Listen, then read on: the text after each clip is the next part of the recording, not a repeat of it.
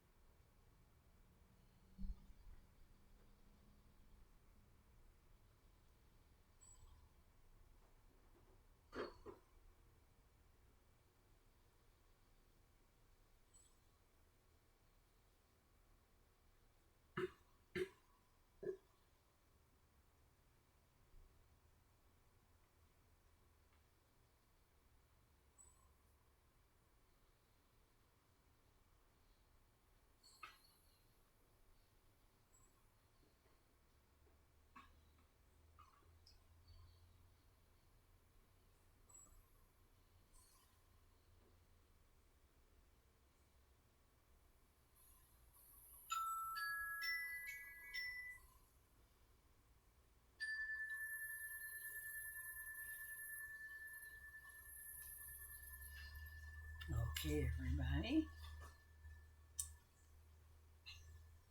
Within every Dharma talk, just this because, within every Dharma talk, there is a suggestion for the next Dharma talk.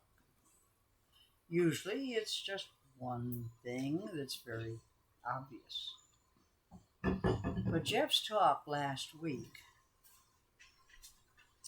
just opened up like a hurricane of ideas for topics and has kept me busy over the weekend or over the week deciding how to follow it. And I decided that I want to follow it in format with slightly different topics. Jeff's talk was very personal. That's a little different than we usually have. We have personal, but it's mainly teaching. And the responses to it were very personal. And so I decided that, okay, if he can do it, I can do it. Okay. And I had so many things to choose from because his approach was, or what he talked about, was the effect, the positive effects in his personal life since he began to study and practice the Dharma. Well, okay. A lot of positive effects in everybody's life when they start to practice the Dharma. I think everybody agrees with that. So I thought, what have been the most positive effects in my life? I started way before he did. I started in 1953 as a freshman in college. That was quite a long time ago. And it has been a positive influence on everything I've ever done since. So it's a good thing. And I thought, everyone here today is a seeker of something, a traveler on a discovery mission. And when we find the Dharma, it really helps to serve as a guide to getting what we're looking for. And if not, to not care, so you can get away with it. Anyway, I chose 3 topics of things that the Dharma has really been a huge positive influence for me. The first is aging. The second is happiness. And the third is communication. So let's begin with aging. Betty Davis had it right when she said, old age isn't for sissies. It's not. It can be very trying. And in the first noble truth, the Buddha draws a straight bead on it. He says, even if your life is perfect, you will suffer because you will face old age, sickness, and death. Ooh, And everyone here faces the same things. We hold this in common. If you live long enough, you're going to get old. I lived long enough. And I'm hanging in there. But on my 87th birthday last month, I noticed a drop, a shift. And so now, while I am not the least bit apprehensive about dying, I'm now a little worried about that third thing because I don't want to get sick before I die. Anyway, back to this. Jeff is going to have to help me a little bit here because of old age. When we have our discussion on these topics, I not only can't see, I'm starting to not hear very well. And everybody has to be patient and kind. That's your job. Okay. So here we go. Lately, a lot of people that I know are fighting aging problems in their parents. it's very difficult when your parents begin to fail. Is that true for anyone here? Can put hands up? How many people here are facing that? Okay. So there it is. And you are not going to be able to avoid it. So your job now is to stay calm, to be accepted, to do the practical things you can do, and not to get weirded out. Because it's very easy to get weirded out. If you're lucky, your parents are easygoing and receptive to treatment and care. If they're not, if they're crotchety, crabby, mean-spirited, you're up against it. So now you have to really come to your cushions, confront yourself in relation to difficult people for whom you are now responsible and whom you love, as bad-tempered as they may be.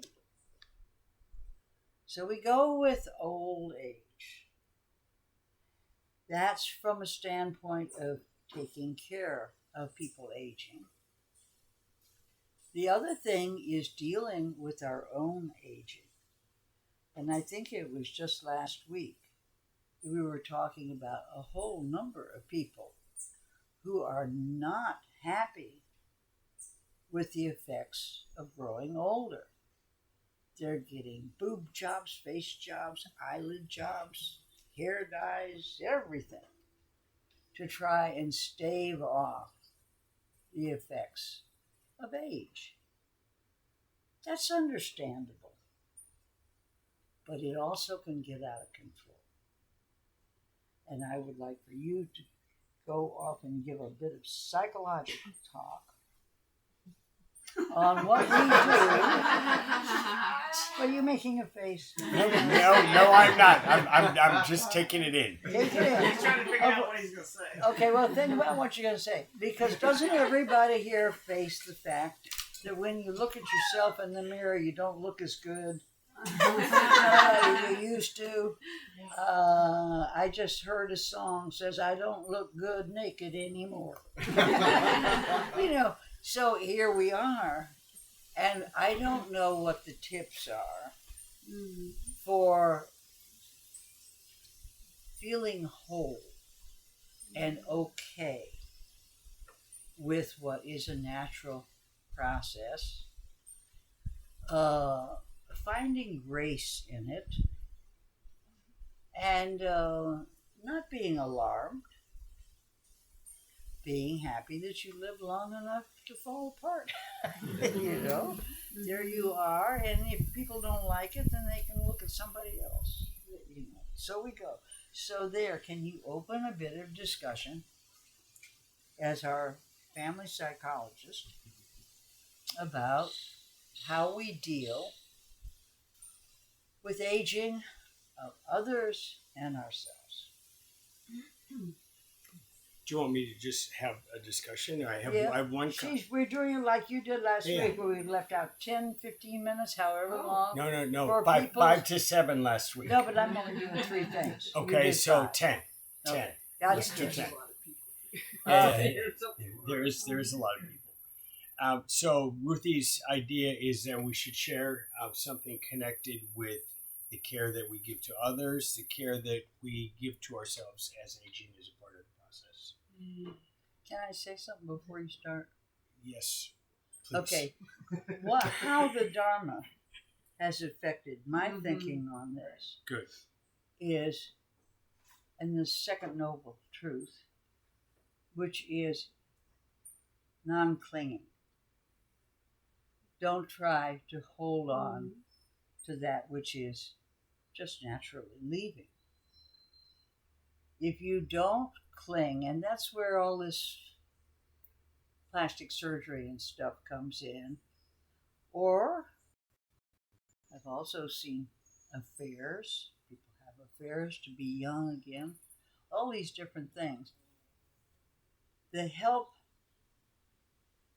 that the Dharma gives you is a thorough grounding in impermanence and not clinging to that. Wow. Okay, that's what I had to say about aging. Mm-hmm. Somebody would like to add something? Yeah, Sharon. Speak up, because then the people who watch this might be able to hear you. Okay.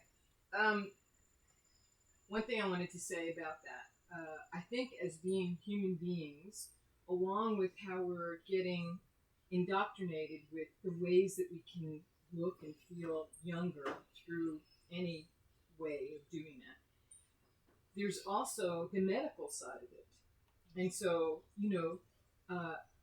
pacemakers, different things that you can have to extend your life. Mm-hmm. So it's not just the cosmetic end of it, it's what science has come up with to make our lives longer and better.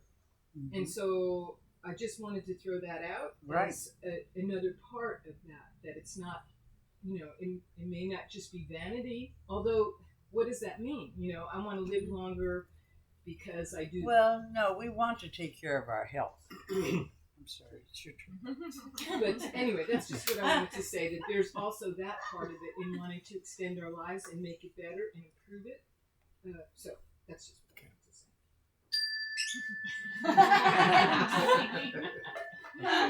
That's my part.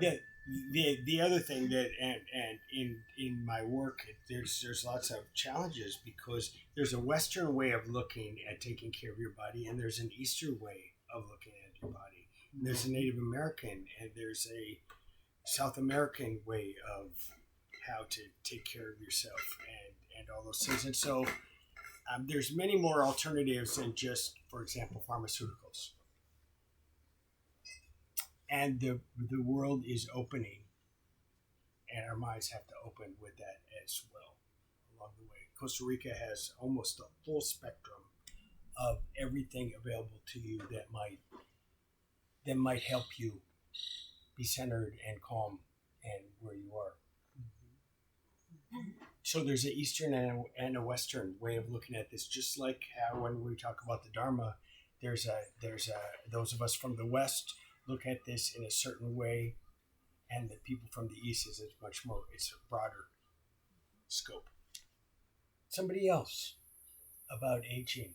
Mine is physical. Like, I can't do at 65 what I could do at 40, and I have to just accept that I can't do that. Yes. Dependency becomes really accepting of impermanence, that how you were at 40 is not going to be available to you now at 65.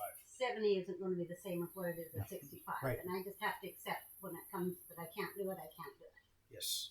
And how do you know when to accept it?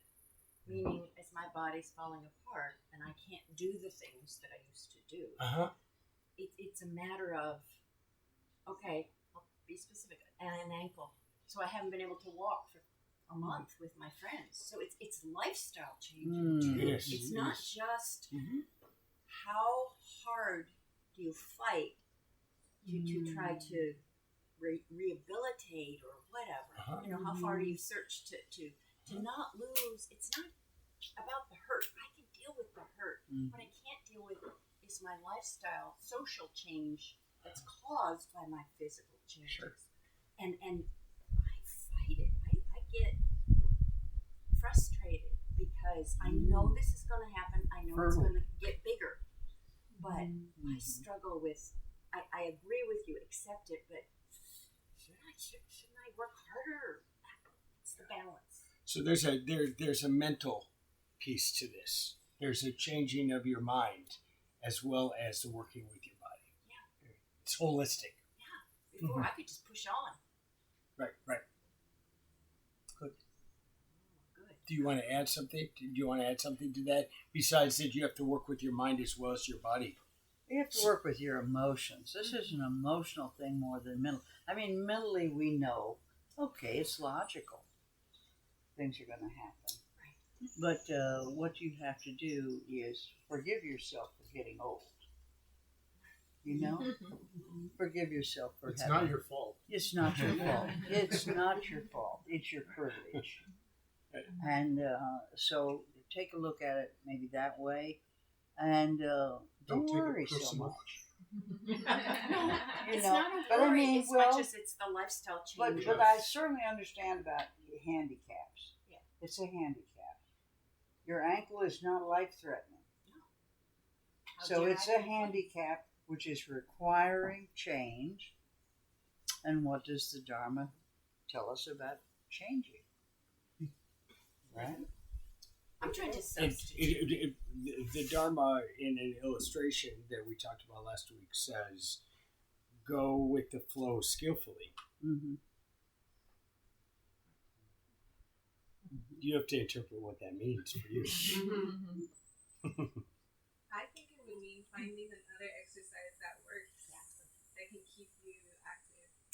Yeah. What I've Sure. recently, literally a week and a half, said, quit complaining. You know, and I wasn't What? doing it outwardly, but I said, stop Yeah, feeling sorry for yourself. Get your ass going. Is the red folder under the first right there? Oh, Is that Do you want this, Ruthie? yeah, just in case. Thanks, Ruth. Okay. You- Somebody else on the aging thing? I think we still have time, don't we? Okay, I'll go. Yeah. Speak up. Ruthie and Jeff have met my parents. They've been here on a number of occasions.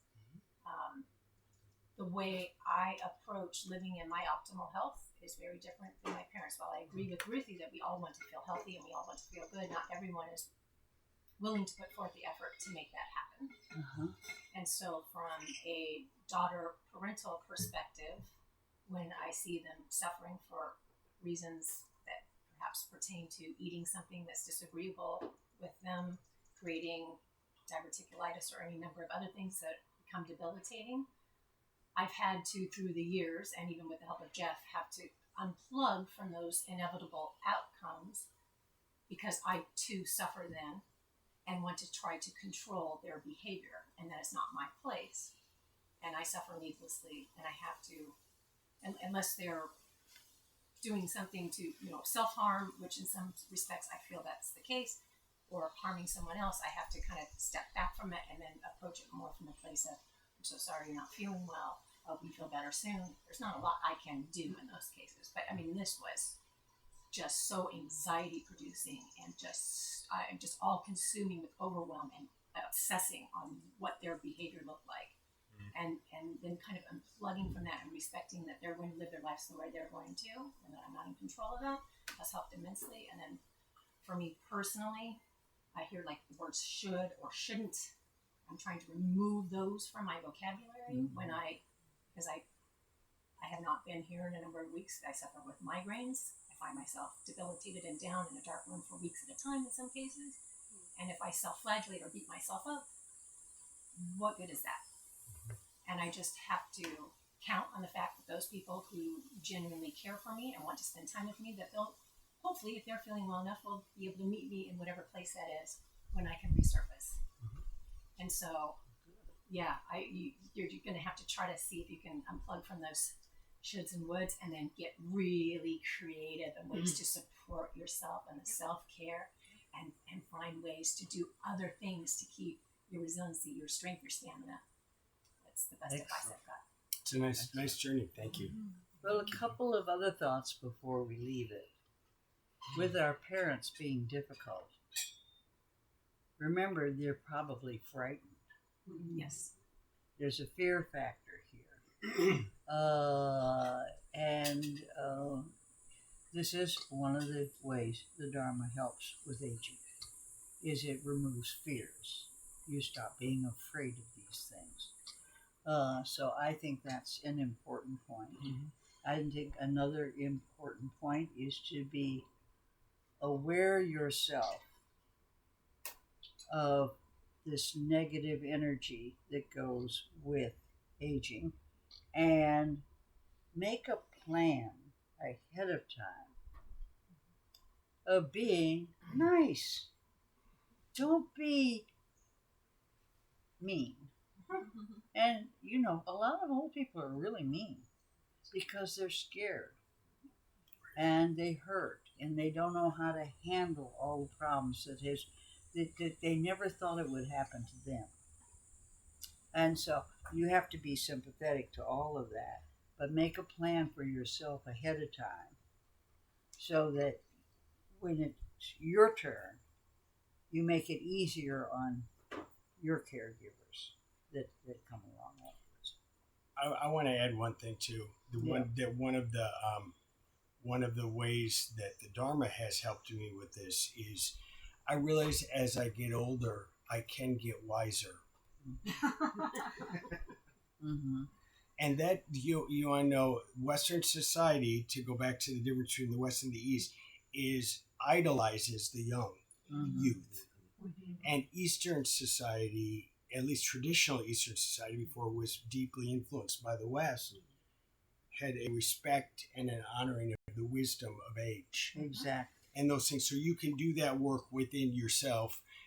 Yes, I don't look the same as what I used to in the mirror, but when I see what's happening. The wrinkles are going away inside. Oh, that's sweet. And that is Say that full again?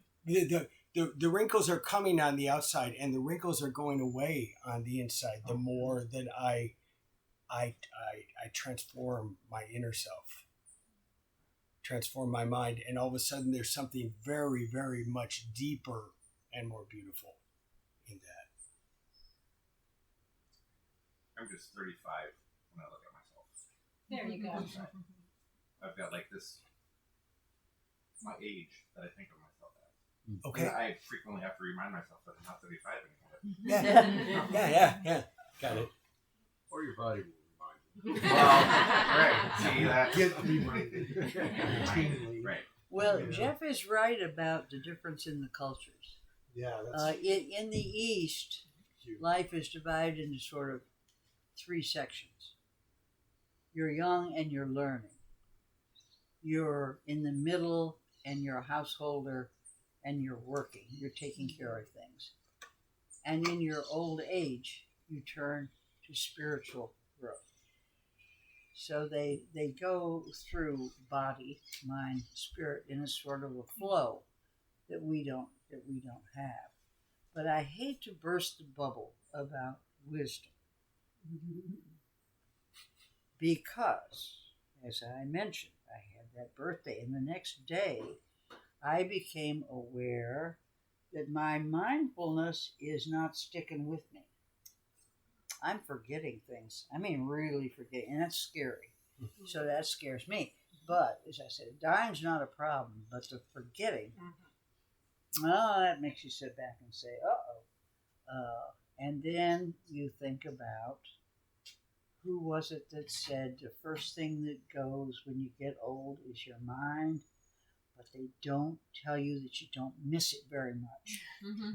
So maybe once it's gone, you transition to the point where it doesn't really matter.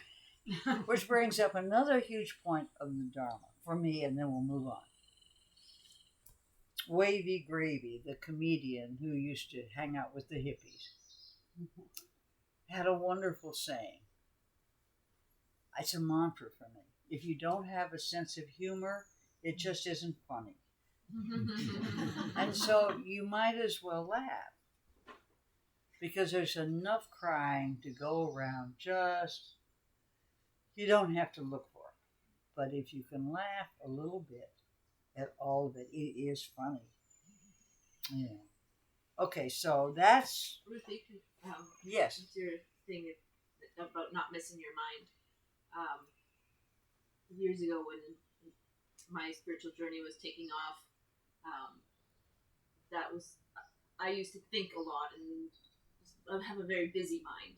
And so I consciously chose to stop that mind. And in a sense, didn't lose my mind, but I lost my mind. I lost the overthinking mind for the calm and peaceful mind.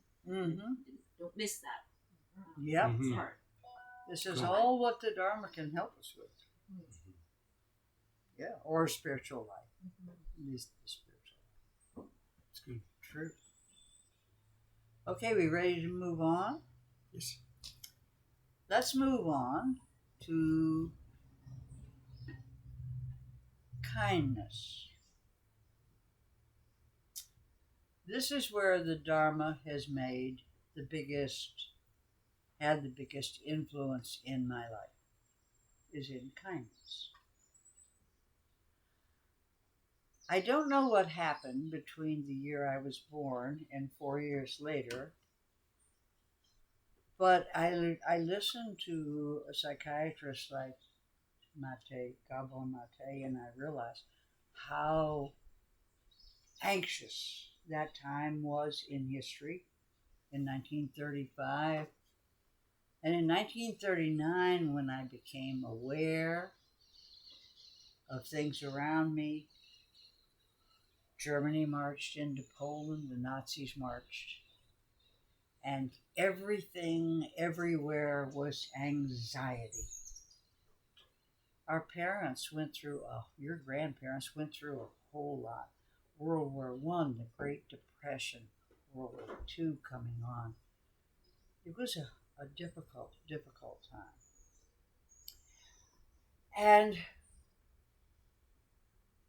it was a very unhappy time. Worry. And I grew up feeling guilty if I was happy. And it was not until I had, in the late 1990s and early 2000s, the opportunity to really meditate. Not just our everyday little get rid of the stress meditation, but to sit down and really meditate. That I addressed a problem, an obstacle I kept running into, which in the loving kindness meditation, I could say to Jeff, may you be well, safe from harm, etc. May you be happy. I couldn't say it for myself. I jumped that every time. Starting the loving kindness meditation, which is what I was focusing on because there was no kindness in my childhood. I couldn't say it to myself. I could say it to everyone else. So this went into my head and then was left there, which is the way meditation works. Just left it there. An observation. How weird is that? And as I was sitting in a long spell, suddenly behind my closed eyes, my mother was directly in front of me with her finger in my face. And she said, you were put on the face of this earth to be happy. No. You were not put on the face of this earth to be happy. No. I internalized that. Now I know why I couldn't wish for happiness for myself. For everybody else, fine. Lots of generosity there. But for myself, Guilt. Little children were starving in other places. Men were dying in a war. How dare you be happy? Okay. I learned the most important answer to a question in my entire life. And what the Dharma did was give me permission to finally be happy. Because I was anyway. I'm a little bit like Leonard Cohen on religion. He says, man, I kept trying to be religious, but cheerfulness kept breaking in. and I was that way. I found an escape in two things, books and horses. Now, I learned very early on, because I came from a very well-to-do family, that happiness had nothing to do with material things. because I was surrounded by wealth and privilege and entitlement. And they weren't, none of it was bringing happiness. So I got rid of that illusion or delusion very early in life. But it was this guilt thing that drove it to where I literally, now I'm sure that my mother was in a state of anxiety. She didn't mean it that way. I irritated her and she got frustrated. She was that boulder in the stream. I was that boulder in the stream. And she just wanted me to get out of her way because I was probably whining. 4 and 5-year-olds whine, you know. So this was a very, very big deal in my development, was to learn that it is okay to be happy. Does anyone else ever feel that way? Because I feel that at this age, as I'm leaving stage right or whatever, things are so much the same now, particularly for our children, as it was 70, 80 years ago. And it makes me sad because we haven't changed, but we have changed in many, many good ways. But in this particular way, we haven't. And I think if I could impart anything to you for your children and your grandchildren and yourself, that you ease as much as possible all this addiction to unhappiness. Cynthia this past week commented that when we were talking about the fact that everything in Buddhism points to happiness, it's the end result of everything that you start with. And yet it's not true of any other of the religions. If you want to consider it a religion, you don't have to. And her input from that is that religion is really not that important. I mean, that happiness is not that important. It's sort of superficial. It's not the main thing. But the Buddha said that enlightenment is liberation from suffering and the realization of an unwavering, a steadfast, a lasting happiness.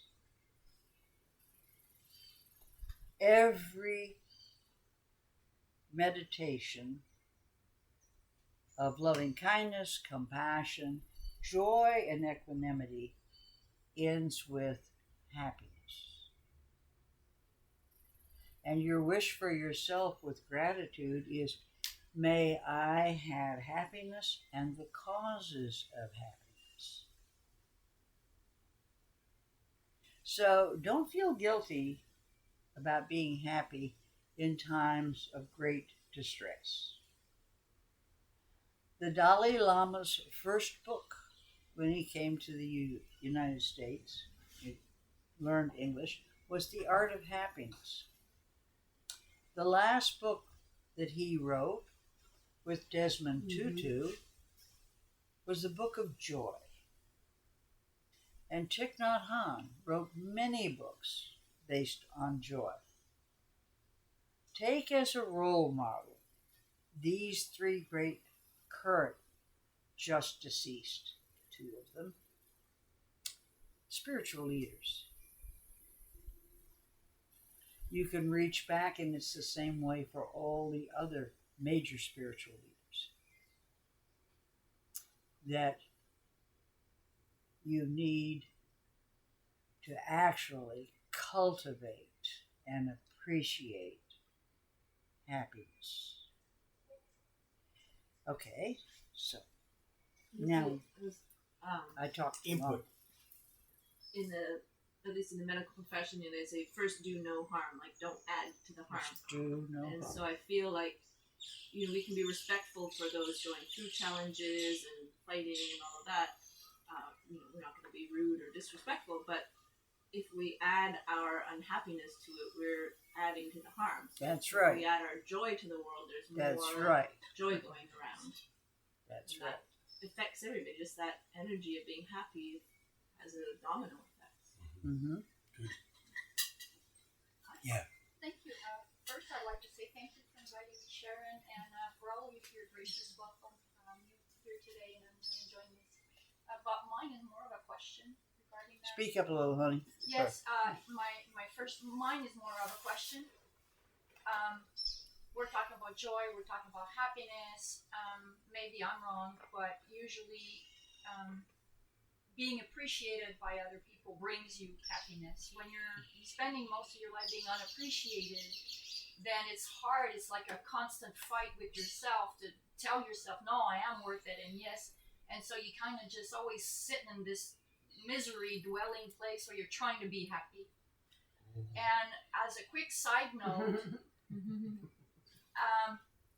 just last week, I'm a graphic and web designer, and just last week, one of my 10-year, 15-year client had a difficult issue that I had to resolve, and it was quite complex, but it's a nonprofit. It's for animals, and I did a lot of rescue, and so almost since day one, it's been per donation by their part, so they give me what they can. And this job was extensive, and I said, look, she said, what do I owe you? It was almost a 2-week process, and I didn't know what to charge, and finally I said, let's make it $75 and call it done. And she said, hell no, excuse my language. She said, I'm sending you $750. I broke down. It was one of the very few times in my life I felt appreciated. That brought me so much joy. And so my question is, even though this doesn't happen every day, how do I keep that feeling inside with all the unappreciative issues and things that happen otherwise? I mean, it's not just appreciation. There's a million factors that make you happy or unhappy. Sure. So that would be my question. How do you keep that happiness? This one you got to work on. But take as your mandate the words of the Buddha himself. Of course, they weren't in our language, and I may get them a little mixed up. But he issued a statement. Do not seek happiness out there. Happiness can only come from within. Do not seek happiness from out there. If you find it, fine. But that's not the wellspring of happiness. And I realize that, and your example. But hang on to that then. Sit down and work with it. Okay. Yep, literally work with it. Can I add one thing that psychology would add, but it fits perfectly with Buddhist thought? And that is to get to the spot where you can focus internally on the gratifications that you need. Sometimes you have to go through a process of releasing the past expectations, the past disappointments, Traumas. the past traumas. You need to release them so that there's an open spot for you to join yourself. Because I was going to say, just like her mother said, you were not born to be happy. I had the same issues in a myriad of different ways where I didn't deserve happiness. I wasn't good enough. And so I'm stuck with that. Do I ever Stuck understand with you? that, yeah. Okay. I felt it coming across over here. Yeah. You know? Yeah. all understand. It's very, very sad that we have to be that way.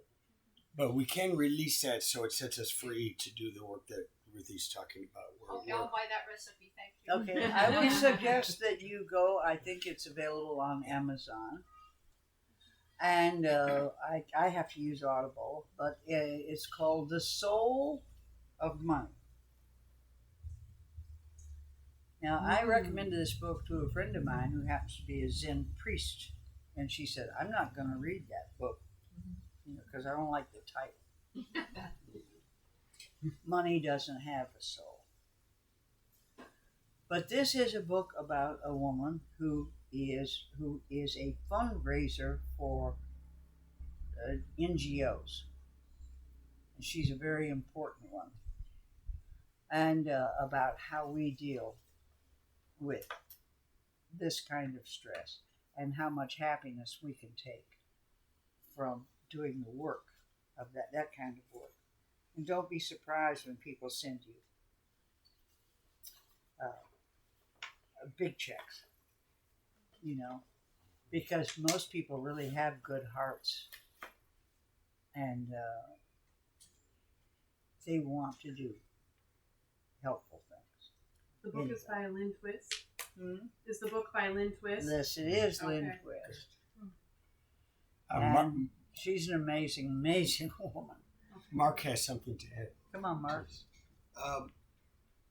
I love today's talk as always.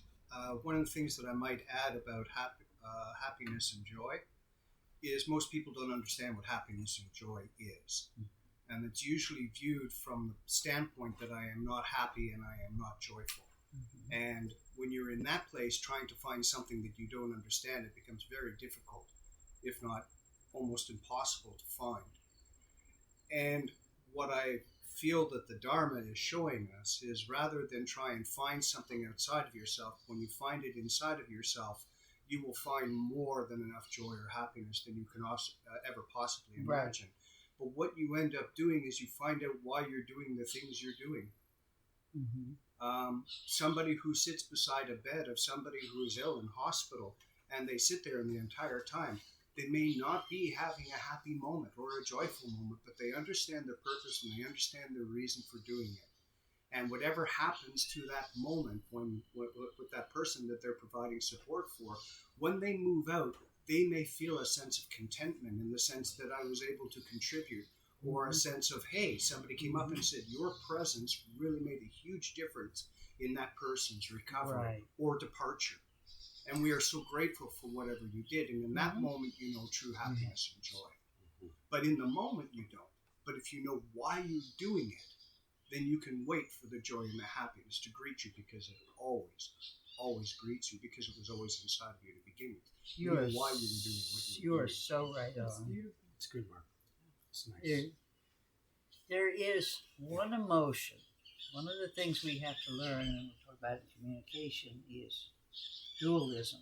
But there's one emotion where joy and sorrow just come together. That's grieving.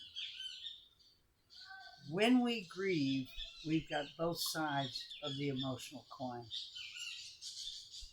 We're really sad about the loss, and we're really grateful for what we had before we lost it.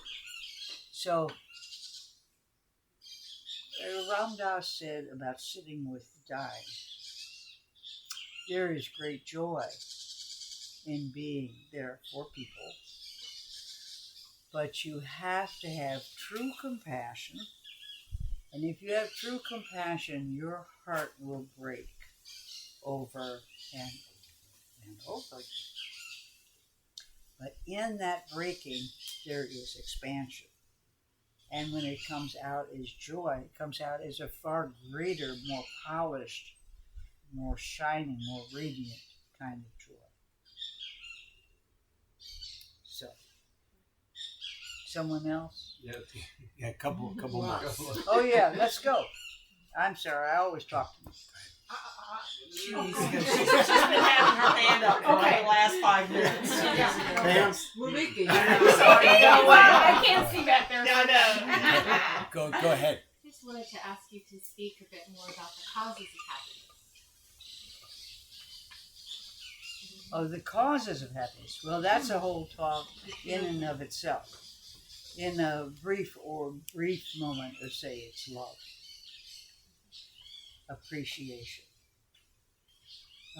It's having a beginner's mind, where you see all the wonder that there is when you can be open to all of that. and not be closed down, and not let yourself get sucked in and find that hell is other people.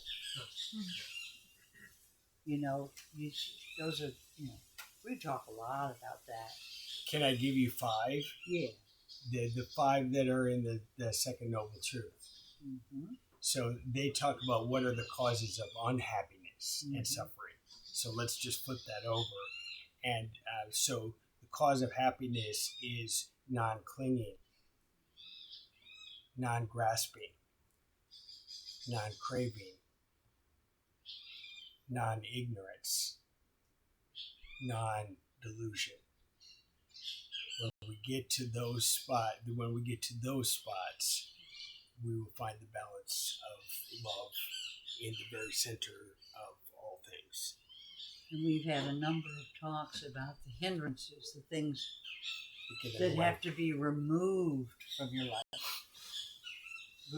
Buddhism and the Dharma is a matter of reduction. It's not a matter of reaching out and taking something and acquiring it. It's a matter of letting go, of relinquishing the things that stop you from being happy. If anger stops you from being happy, you can deal with anger because you can change your mind and you can work with that. And when it's gone, it's not there anymore. So it's no longer an obstacle to your happiness. We've had a lot of talks on great that. question, though. It's a Maybe great it's question. a question that It's we have an to. essential question. Maybe we have to. It's the We have essential to question. pick that up some more next week. Or as a topic. Well, Yeah. we've done this so many times, and you can't ever do it enough because you know you can only take in so much at any one time, and sometimes you have to hear something, not just a few times, but over years, until suddenly it goes, oh, now I get that. Now I understand that, and then you have to be able to put it into action as well. You know, it's not just, life is not for sissies. Okay, Pam, and then go on to your third one. Pam, But where are you? I'm over here. here she is. Happiness, to me, I relate to what people are saying. You know, as far as it hasn't been a goal in my life Right. until more recently, and self-worth and being being here, having a right to be here, had a lot to do with that. Mm-hmm. And that when I was trying to learn meditation and trying to move in these more enlightened circles and learn how to think differently, it continues to come so slowly. It is so. But one thing I kind of do in secret, I'm gonna cry. Go One ahead. thing I kind of do in secret every day that Take a helps breath. so much is in the shower, and it's so practical.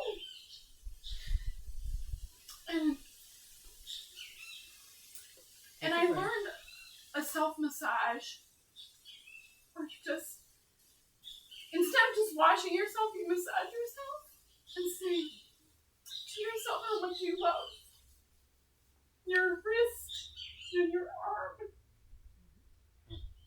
and your throat and your heart and your digestive system. And it's been so powerful. It is powerful. And it's practical when my mind isn't able to get there. Nice. That's great. Wow, sorry. No, you don't need to be sorry for that at all. Well, you've seen me, I kind of have a meltdown. I find things difficult too, so everyone here knows what you're talking about, I think. Up to It's time for us all to take more showers, huh now? That kind of shower. Clean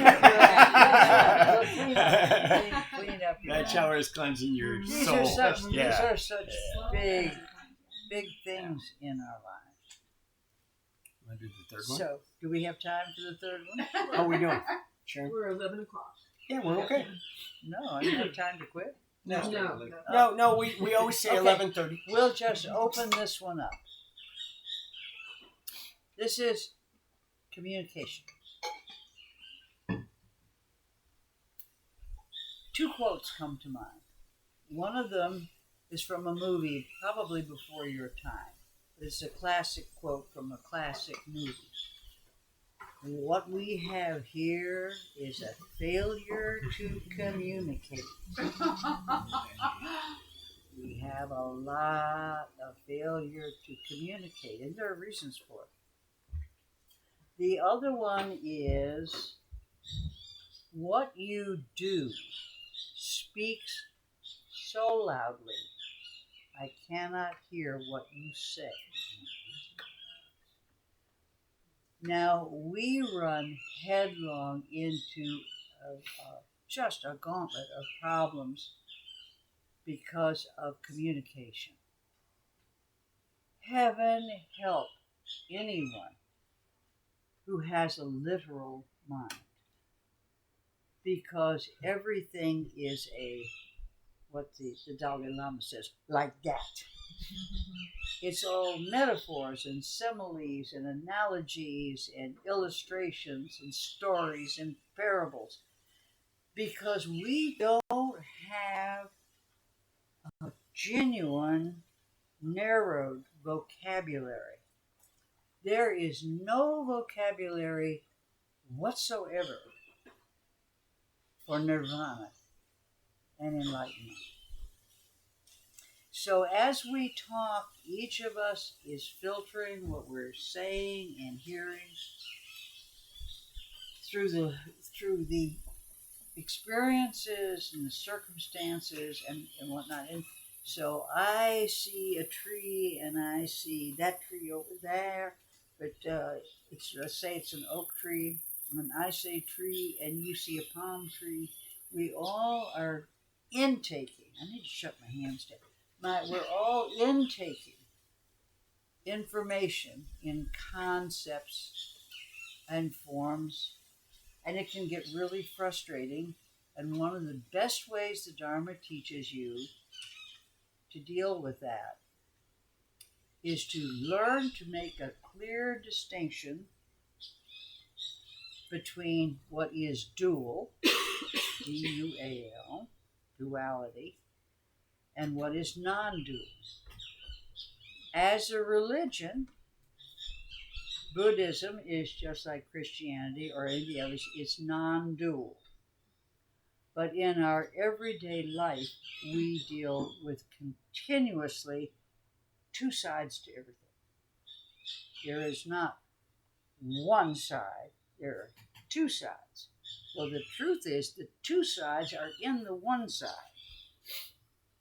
So you have to deal with conditional and unconditional, with relative and absolute, with dual and non-dual. And with this, you can deal with things like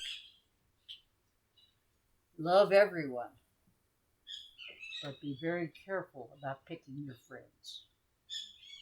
Okay? You have to do, judge not, lest you be judged. But you better judge properly. Be a good judge in your life. How do you balance these things out? Because the absolute says one thing, and the dual, the conditional, says something else entirely. And you finally get to where you just want to throw up your hands sometimes. Because the third noble truth says we can have enlightenment and all of this because we can make choices. But to make choices, you have to make judgments. And if you're not allowed to make judgments, how are you going to make choices? And you go into these weird things with your emotions and all of that. So you're supposed to be loving and kind, but you're not supposed to be happy. It doesn't work. We live in a really dysfunctional culture in the West. God loves you, but you were born in original sin. And he's not going to let you back in to his life unless you repent. And you're not sure what you're repenting from. So we have all these communication problems. And the Dharma is going to tell you a whole lot about communication, and it's more than we can go into today. But always remember that there are two in our every. Sometimes we talk about our Dharma talks here as everyday Dharma. By saying that, we're saying we're dealing with spirituality on a kitchen table basis. How we cope with the things in our lives, with all the problems that we have, all the resolutions we have to make.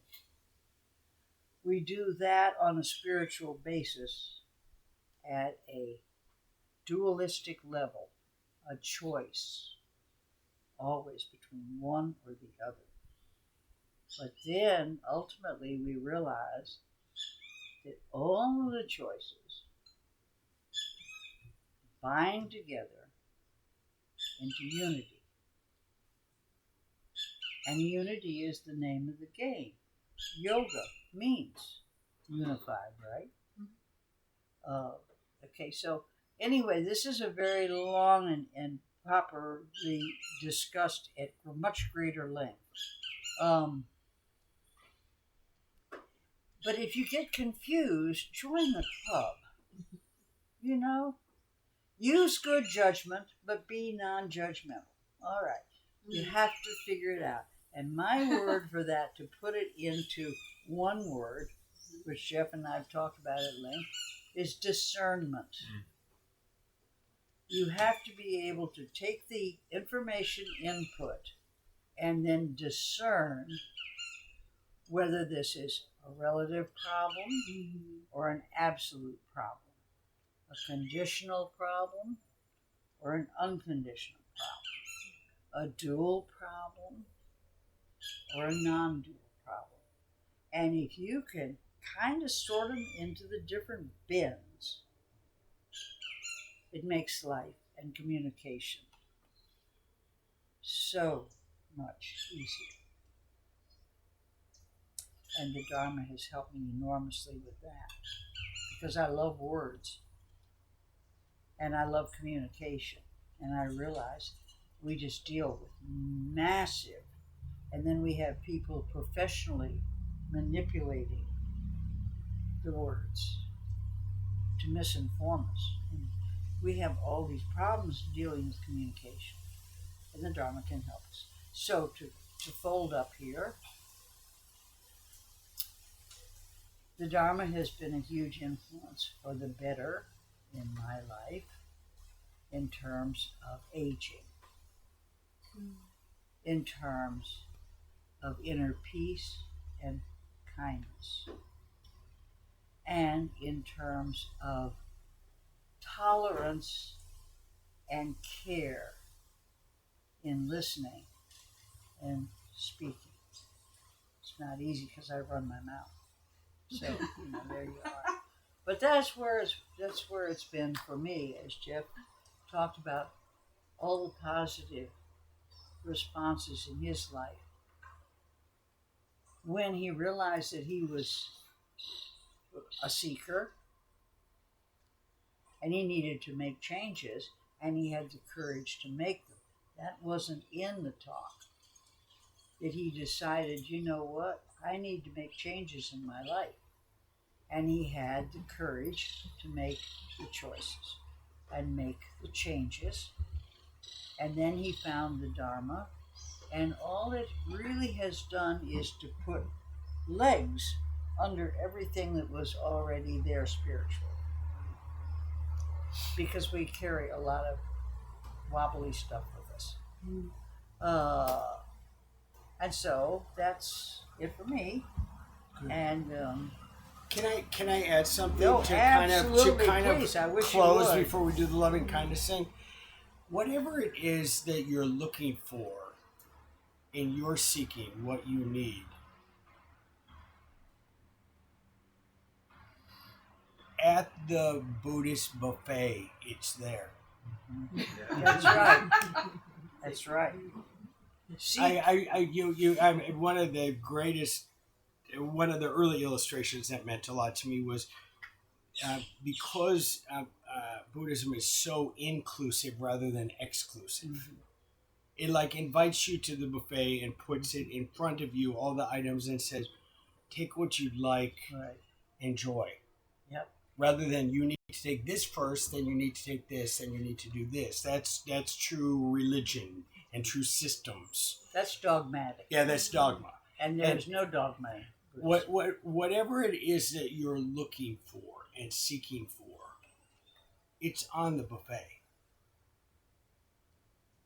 Take it. Mm-hmm. Help yourself. Help yourself. Explore it. One of the besides the talks, because studying for doing the talks, the internet is full of amazing Buddhist ideas, even just quotes from people that I often bring here. And so if you're seeking,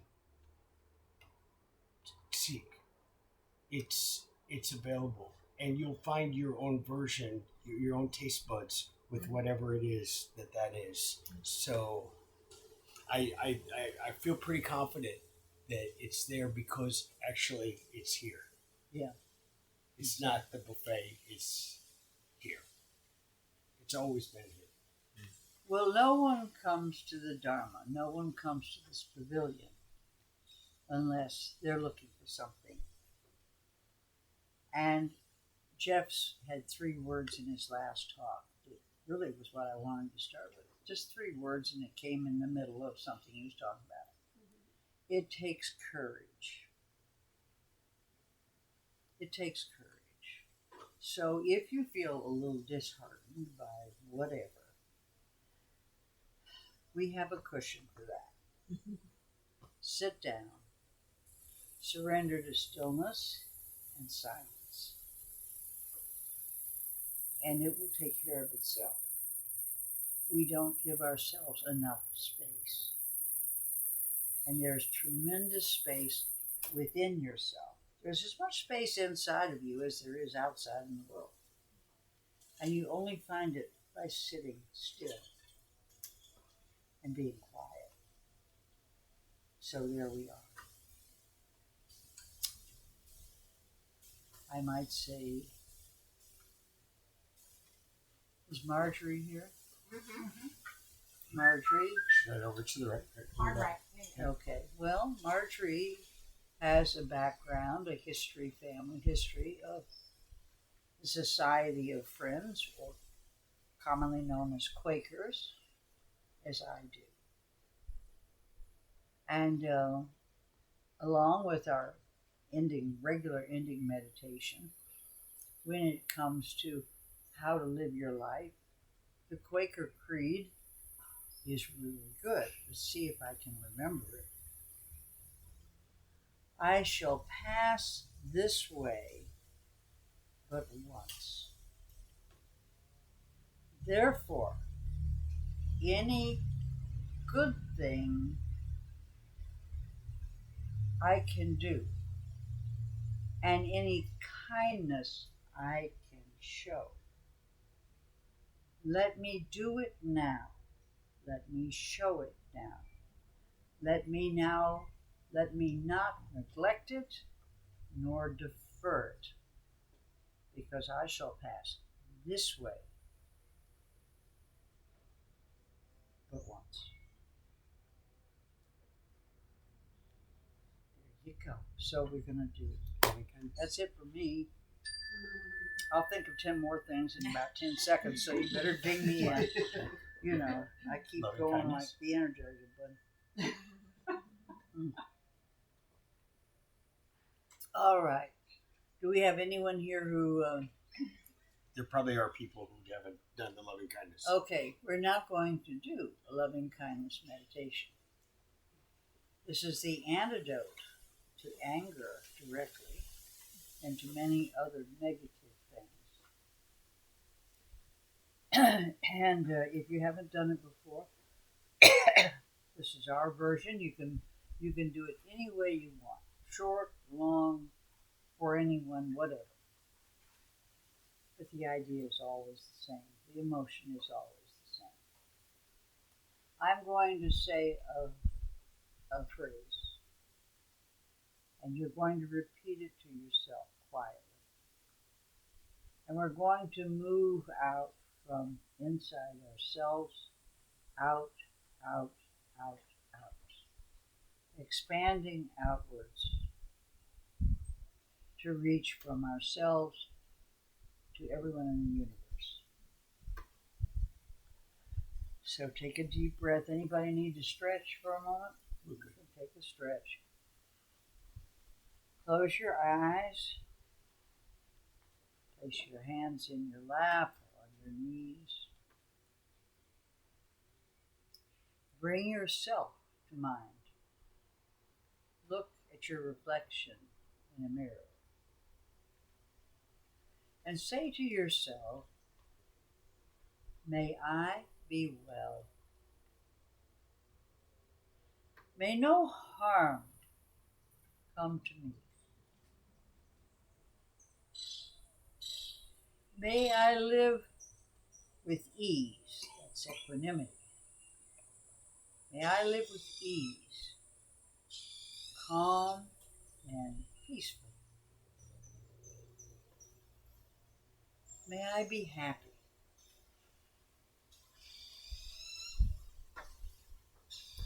And now bring to mind someone you love with all your heart. Look at him or her. Smile. Say their name. And say, may you be well. May no harm ever come to you. May you live with ease, calm and peaceful. May you be happy.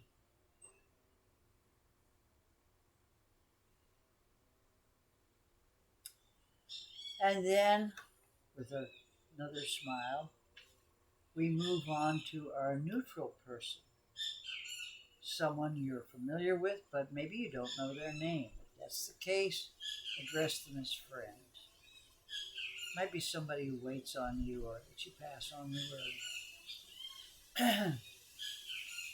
So take a good look at them. Look at them squarely and say, may you be well, dear friend. May no harm come to you. May you live with ease, calm, and peaceful.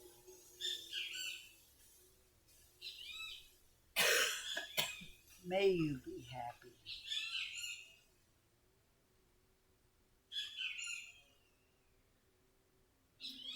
And now, take another deep breath. Straighten up. Look squarely at someone with whom you are in conflict. You don't like them. Maybe they don't like you. But abandoning all malice, smile to them and say, may you be well. May no harm come to you. May you live with ease, calm and peaceful. May you be happy.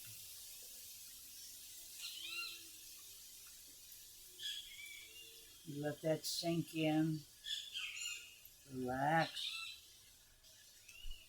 Take your hands and place them over your heart.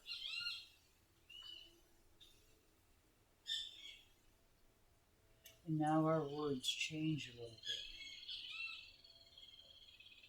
Our heart is the only space big enough to embrace all sentient beings. All 8 billion of us or so on this planet, and who knows how many more are out there.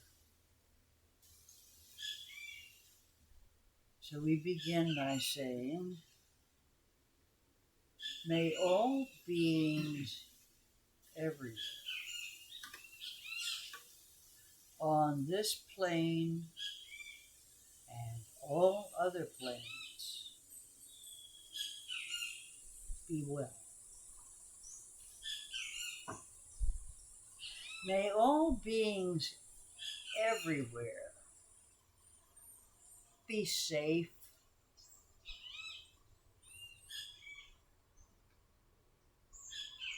May all beings everywhere be free from suffering.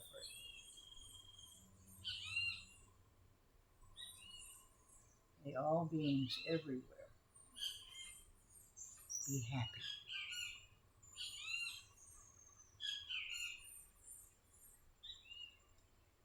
Now we can sit in silence with these goodwill. This is unconditional friendliness. This is goodwill.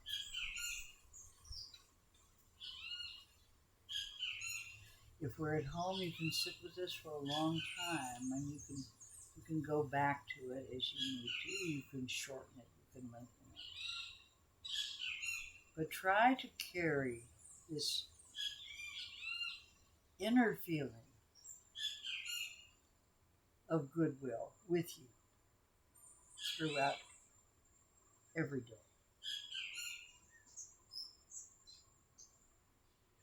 You can release your hands, open your eyes, smile at your friends. I see all of you, sort of. I see bodies. And now we're going to have a benediction from the Unitarian Church. And it goes like this. I'm going to say a sentence. You're going to repeat it out loud this time. Mm-hmm. And then Sharon will close us for the day. So here we go, everybody. Go in peace. Go in peace. Go making peace. Go making peace. Living gently. Living gently. Loving mightily. Loving mightily. And bowing to the mysteries. Bowing to the mysteries. Sharon. Thanks, everybody. We'll see you again next week, if not before.